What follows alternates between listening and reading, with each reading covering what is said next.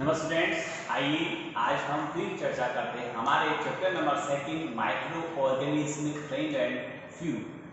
सूक्ष्म जीव मित्र एवं शत्रु हमारे चैप्टर का नाम है। इसके बारे में हमने काफी अच्छी तरह से अध्ययन किया है कि मित्रवत व्यवहार करने वाले सूक्ष्म जीवों के बारे में हमने विस्तार से अध्ययन कर लिया, पढ़ाई कर ली उनके बारे में, उनसे बनने वाली औषधियाँ, ये किस प्रकार से मिट्टी की उर्वरक क्षमता बनाते हैं, किस प्रकार से वातावरण को शुद्ध करते हैं, किस प्रकार से औषधियों के रूप में हमारे लिए उपयोगी हैं और किस तरह भोजन में या बड़े उद्योग यानी जितने भी बैटरी के उद्योग हैं उनमें किस प्रकार उपयोगी है, इन सब के बारे में हमने विस्तार से अध्ययन किया था। स्टूडेंट्स, आज हम पढ़ेंगे कि इनसे होने वाली हानियां क्या है और ये हमें किस प्रकार से हानि पहुंचाते हैं, किस प्रकार से हमारे शत्रु के रूप में काम करते हैं। आइए स्टूडेंट्स, इसके बारे में हम आज अभी स्टार्ट करते हैं। हानिकारक सूक्ष्म जीव कौन कौन से होते हैं? कुछ सूक्ष्म जीव स्टूडेंट्स ऐसे होते हैं जो मनुष्य और जीव जंतुओं में रोग उत्पन्न करते हैं, रोग फैलाते हैं, उन्हें रोगग्रस्त करते हैं। ऐसे सूक्ष्म जीवों को रोगजनक या रोग कारक कहते हैं। ऐसे सूक्ष्म जीव क्या कहते हैं? यहाँ पर रोगाणु कहलाते हैं। जो रोग उत्पन्न करते हैं ऐसे सूक्ष्म जीवों को हम रोगाणु कहते हैं या रोगजनक कहते हैं। स्टूडेंट्स, यदि हम बात करें कि मनुष्य में रोग उत्पन्न करने वाले या मनुष्य में रोग कारक सूक्ष्म जीव कौन कौन से हैं, तो सबसे पहले मैं आपको बताऊंगा कि मनुष्य में सूक्ष्म जीवों से होने वाले विभिन्न प्रकार के रोग है। इसे सामान्य रूप से अपन बात करें कि सामान्य रूप से जो सर्दी जुकाम है,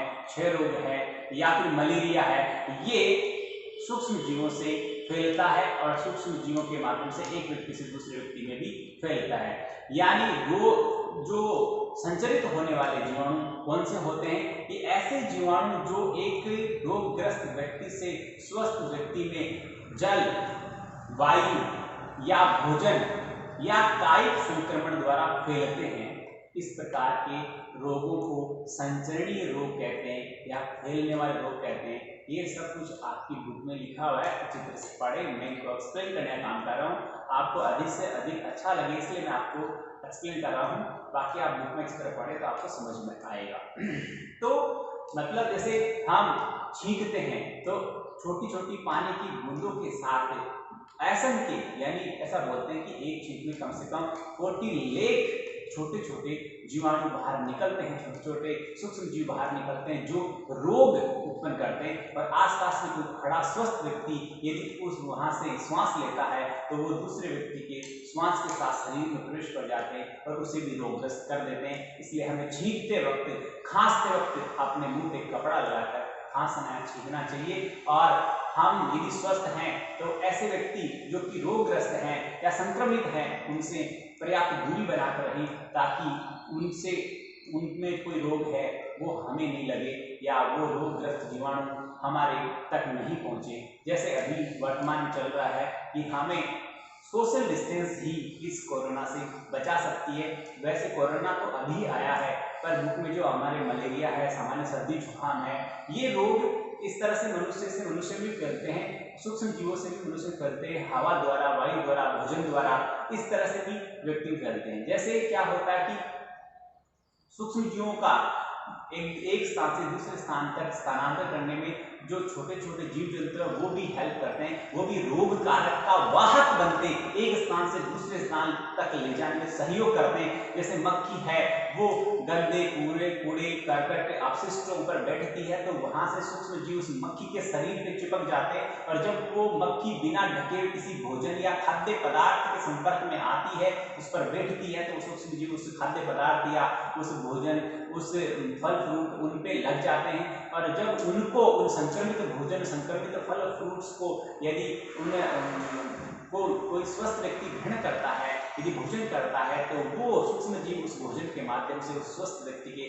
शरीर में प्रवेश कर जाते हैं और उसे भी रोगग्रस्त कर देते हैं, उसे भी मतलब रोगी बना देते हैं। तो इस प्रकार जो सूक्ष्म जो जीव जंतु हैं वो भी हम इन सूक्ष्म जीवों का, इन रोगाणु का रोगवाहक बनकर एक व्यक्ति से दूसरे व्यक्ति में फैलाने का काम करते हैं। और वायु द्वारा भी होती है, जल द्वारा भी होता है, यानी जल की सतह पर भी बहुत सूक्ष्म जीव पाए जाते हैं। यदि वो जल बहकर दूसरी जगह जा रहा है तो वह वे एक स्थान से दूसरे स्थान पर पहुंच रहे हैं और जिस स्थान पर वो रोग के जीवाणु को या सूक्ष्म जीव फैला रहे थे, वैसा ही काम जहां तक वो जल जाएगा वहां तक वो इस प्रकार का तो रोग फैलाने का काम करेगा।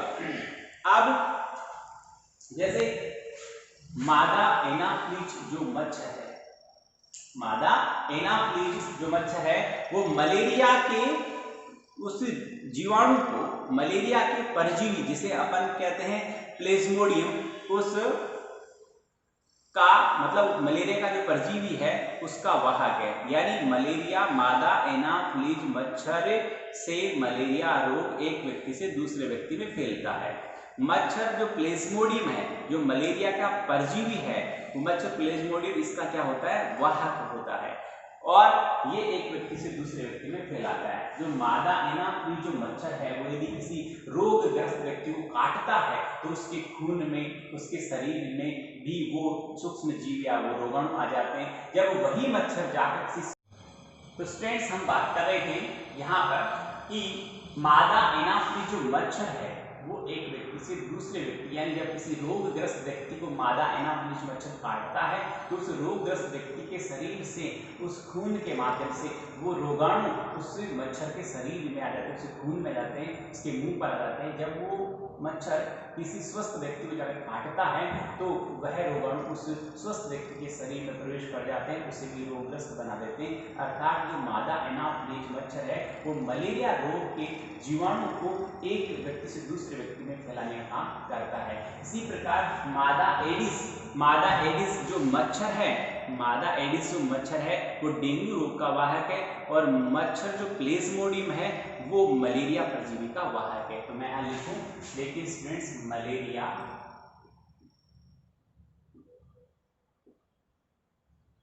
मलेरिया का जो जीवाणु है वो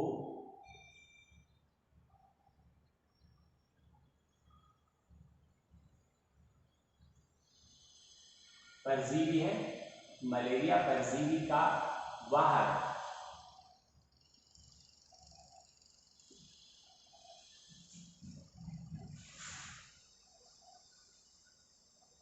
मच्छर प्लेज्मोडियम है।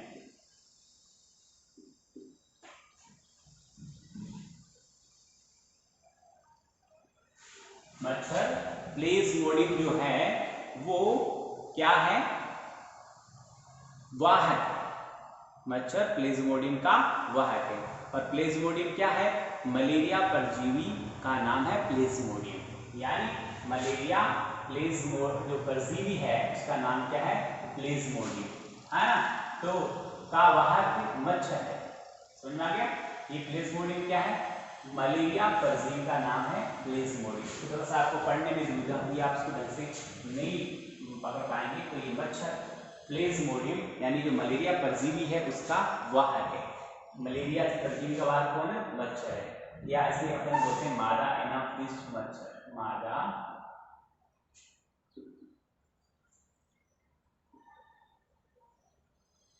ओके।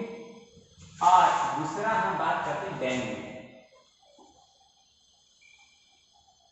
डेंगू की बात करते हैं कि डेंगू रोग के जो अपना रोग वाहक है वो कौन है, मादा एडिस जो मच्छर है वो डेंगू के वायरस का वाहक है। डेंगू के वायरस का वाहक होता है मादा एडिस मच्छर। ये डेंगू रोग का वाहक है। ऊपर वाला मलेरिया परजीवी से प्लेज्मोडियम कहते हैं, प्लेज्मोडियम मलेरिया परजीवी का नाम है। तो प्लेज्मोडियम को यहां लिख दो आपको थोड़ा सा शॉर्ट में,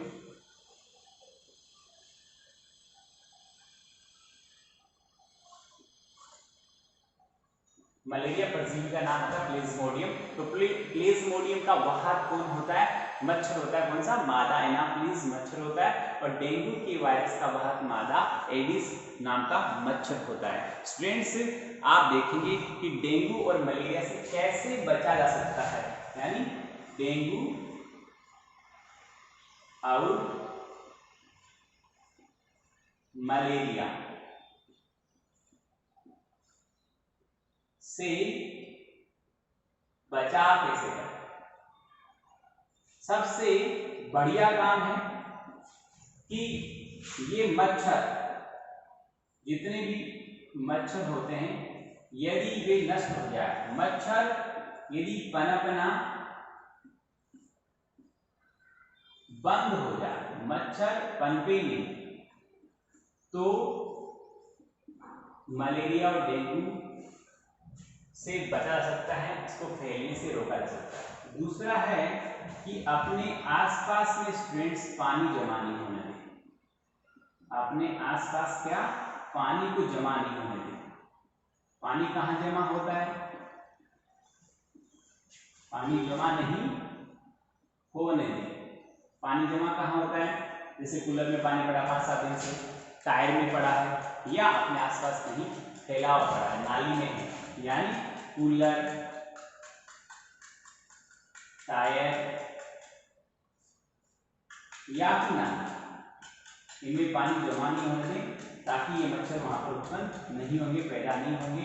और खाना, हमेशा जो खाना आप खाएं, रोग से बचने का, यानी मलेरिया डेंगू की बात नहीं करें, पानी भी आप साफ पिए और खाना भी हमेशा ताजा रखा है, यानी आप शुद्ध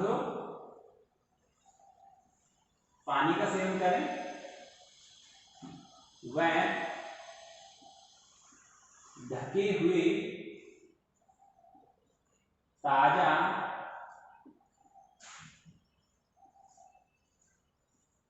भोजन का सेवन करें। ये हमें सबसे मोस्ट इंपोर्टेंट जो काम है वो ये है कि आसपास पानी जमा नहीं होने दें, ताकि मच्छर उत्पन्न नहीं हो, और मच्छर पैदा नहीं होंगे तो रोगों को एक दूसरे में फैलाने का काम नहीं करेंगे। स्टूडेंट्स आगे बढ़ते हैं। मैं आपके लिए एक अभी मैं पिक खींच के एक भेजता हूँ, वो पिक में जो भी सारणी है वो सारणी अपनी फेयर नोटबुक में चित्र बनाएं, उसको समझें और उसे याद करें। उसमें रोग है, रोग के कारक हैं, रोग के वाहक क्या है, उसके उपाय क्या है, ये सब उस टेबल में चित्र से एक्सप्लेन किया हुआ है। तो आप उस टेबल को अपनी फेयर नोटबुक में नीट एंड क्लीन तरीके से बनाएं। पेंसिल यूज करें, रेड पेन यूज करें और ब्लू पेन यूज करें, इनसे बहुत ही शानदार सजाकर उस टेबल को बनाएं और उसे याद भी आप करें। जंतुओं में रोग कारक जीवाणु कौन कौन से होते हैं? अनेक सूक्ष्म जीव केवल मनुष्यों, पौधों में ही रोग उत्पन्न नहीं करते, जंतुओं में भी रोग उत्पन्न करते हैं। रॉबर्ट कोच ने सन 1876 में बैसिलस एंथ्रेसिस नामक जीवाणु खोज की थी, जो एंथ्रेक्स रोग का कारक है। किसने? इसको मिटाता हूं, यहां देख लिया होगा आपने।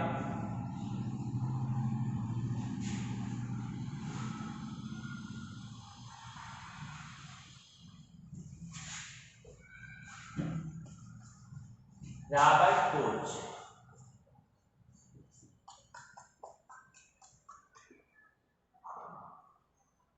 ये तो खोजकर्ता का नाम है रॉबर्ट कोच, देखिए बोर्ड पे आराम से। इसने 1876 में बैसिलस एंथ्रेसिस, इसने 1876 में, ये सन होगी, और बैसिलस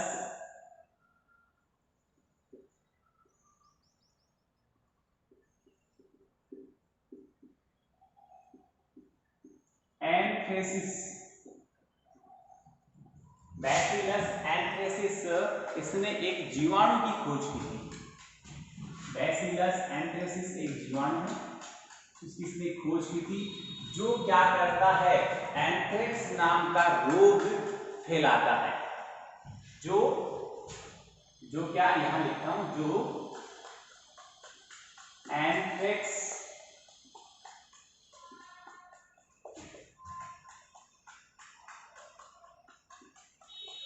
रोग का कारक है।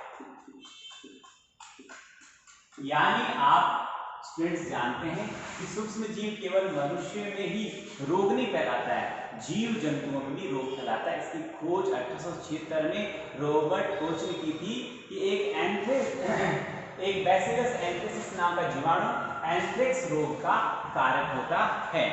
खाद्य विषाक्तन, इसका बहुत ही हमें ध्यान रखना चाहिए। एक दूसरी टेबल और भेजूंगा, 2 टेबल की मैं पिक भेजूंगा। दूसरी टेबल में सूक्ष्म जीवों द्वारा पौधों में होने वाले कुछ सामान्य रोगों का है, और पहली है सूक्ष्म में मनुष्य में सूक्ष्म जीवों द्वारा होने वाले रोगों की सारणी है। और पौधों में रोग उत्पन्न होने वाले सूक्ष्म जीव कौन से होते हैं, देखना मैं आपको बता रहा हूं कि जो जंतुओं में भी रोग उत्पन्न होते हैं, उदाहरण के लिए एंथ्रेक्स मनुष्य में मवेशियों में होने वाले भयानक रोग है, यानी मनुष्य में भी होता है, एंथ्रेक्स है वो मनुष्य में भी होता है और मवेशियों में होने वाला भयानक रोग है जो जीवाणु द्वारा होता है। गाय में खुर एवं मुंह का रोग वायरस द्वारा होता है। ध्यान देना, यहाँ पर देखिए एंथ्रेक्स तो क्या है, जीवाणु है, और इससे एंथ्रेक्स डेफिनेटली जीवाणु है, ये जीवाणु जनित रोग है। कौन, एंथ्रेक्स रोग है वो जीवाणु जनित रोग है, जीवाणु से होने वाला रोग है। अब जो पशुओं में मुंह है, पशुओं में मुंह है या खुर का रोग,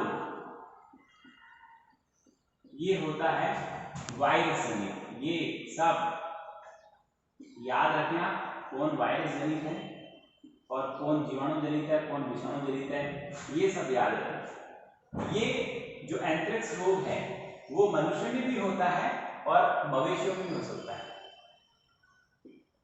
कौन, एंथ्रेक्स रोग है मनुष्य में भी हो सकता है, एक भयानक रोग है, और मवेशियों में भी होता है, पशुओं में भी होता है।